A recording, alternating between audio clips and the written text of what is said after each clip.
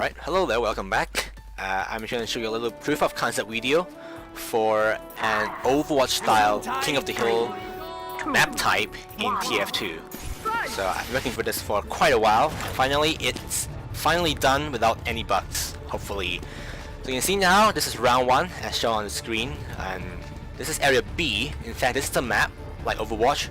There are 3 sub-maps in one single big map. So each of the sub-map got played in turn. Now we're in B, and later on we'll see we're gonna play on other maps. But now, you can see, well, in Overwatch, there are pretty distinct features than that to a traditional King of the Hill map. So in Overwatch, the progress is tracked by a percentage. And in Overwatch also there's overtime mechanic, where if one team reaches 99, when the other team is still contesting the point, then it runs an overtime, in which the overtime have an initial limit of about 5 seconds until the round ends, and then this time limit shrinks to 1 second as overtime progress into a longer period of overtime. As well, in Overwatch you can have best of 3 games, best of 5 games. So here we are replicating a best of 5 game. Alright, so now we are in round 1, which means there's a maximum of round 5s. And how do we track progress here? We want to track in Overwatch. You can see the timer up there on the top of the screen. When blue team caps, you can see it starts to take up in minutes. So don't worry, it doesn't mean that you have to capture like 5 minutes, 6 minutes, or whatever. It's just only an indication of how long you have owned the point. So currently it's at 11%.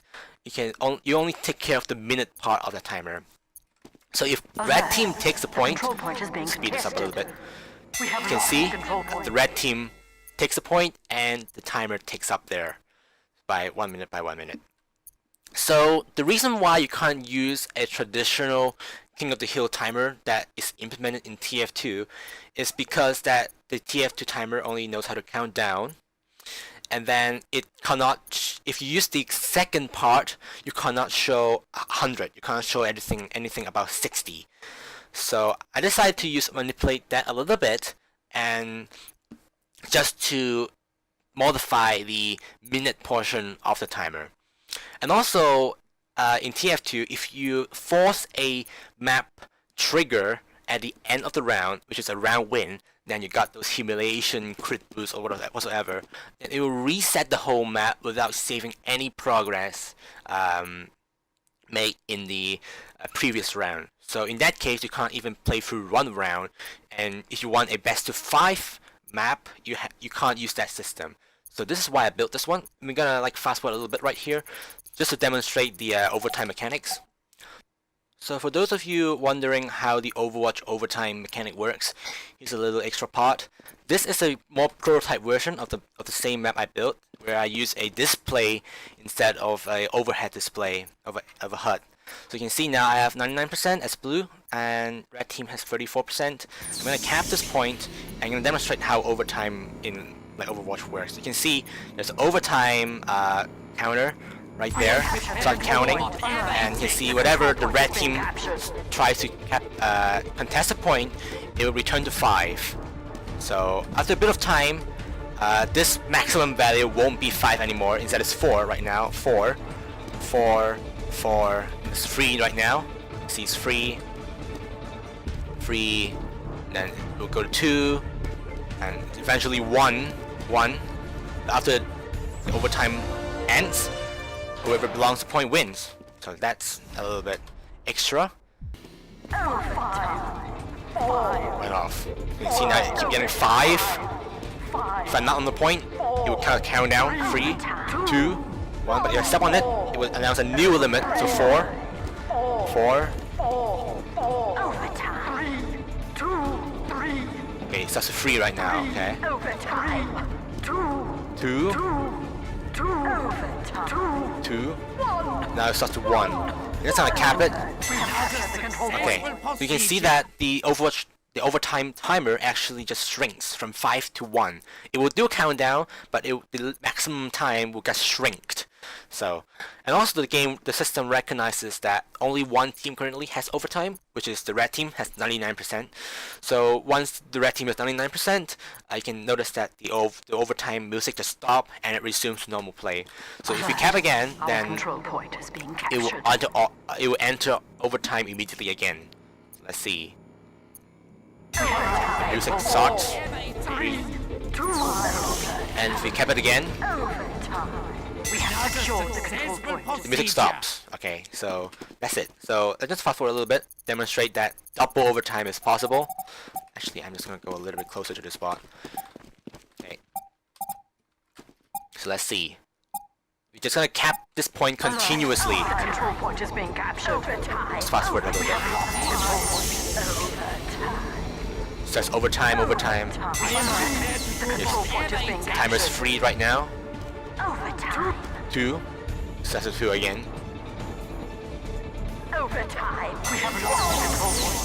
So you can see, we just continually cap the point, and the overtime music is still playing on.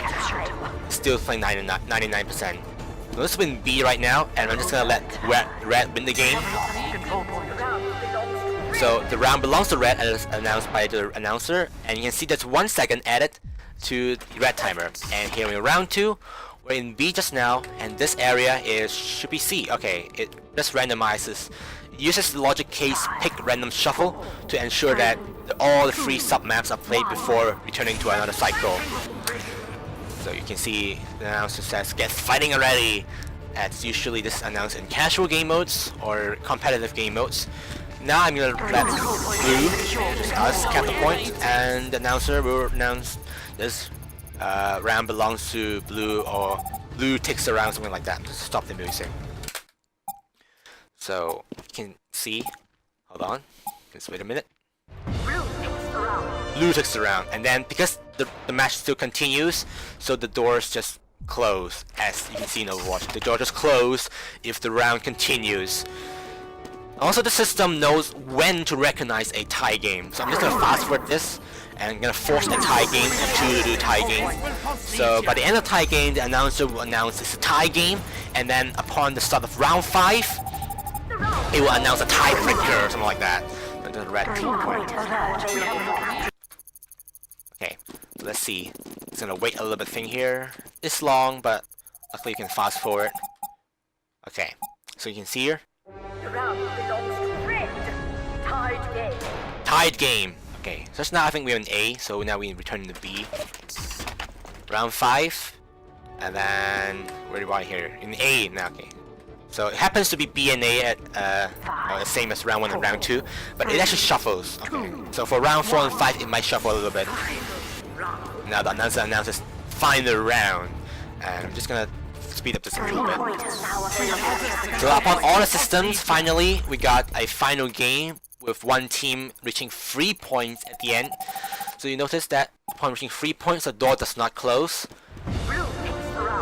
and the victory music from Overwatch plays, and we have humiliation. Die. Oh, 149. Damn. Alright.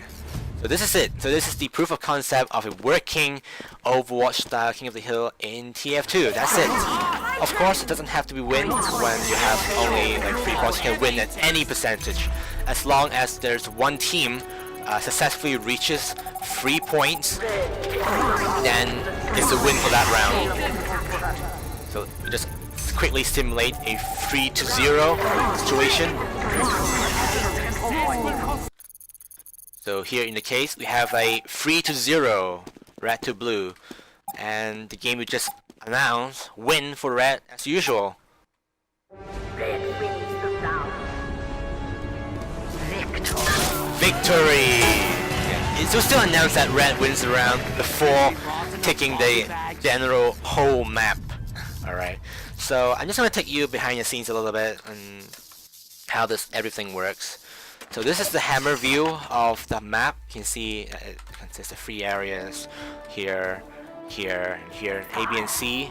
And there's 2 extra spawn points for switching between sub-maps to avoid all those trigger teleports. Right here, it's a landmark even. And as well as this big room is the core of the whole system. You can see that there's this initial logics, case A, case B, case C, king of the hill logic, filter, filter class right here just to employ that destroy buildings. Actually, there's two systems in place to avoid any ninja placing teleporters. Oh yeah, I haven't demonstrated actually. So currently I'm in point C, right? So other sub-maps, sub-areas are prohibited, so you can't enter it. There's a big trigger teleport that keeps you from going into other areas. So here, I can go into there. Just keeps teleporting me back into C. So this is how it works, because there is these trigger teleport areas that triggers to teleport you to the right area. And there's also this big trigger teleport covering the trigger HUD covering the entire map that destroys only buildings. So there's no sentries, no teleporters, no dispenser across sub areas, which is where this filter class comes into play. Oops, sorry. So this is where this filter class comes into play. I forgot to switch off. And everything. This point server command is used to do that fade to black effect for all players. So it does not only apply to single player, it only applies to every single player on the map. You got all these sound effects, and the most important thing here is the train of path tracks to track the progress. And this whole junk is to employ that stupid, annoying overtime system. So you got a lot of logic branches, math counters, game round win, and also there's this overtime decay system, overtime and decay system right here. So yeah, this is just a short video demonstrating that it is possible to play an Overwatch map in TF2 indeed. Okay, so maybe hopefully one day we will turn that into a fully playable game map. So hope you enjoyed this little video, and see you next time.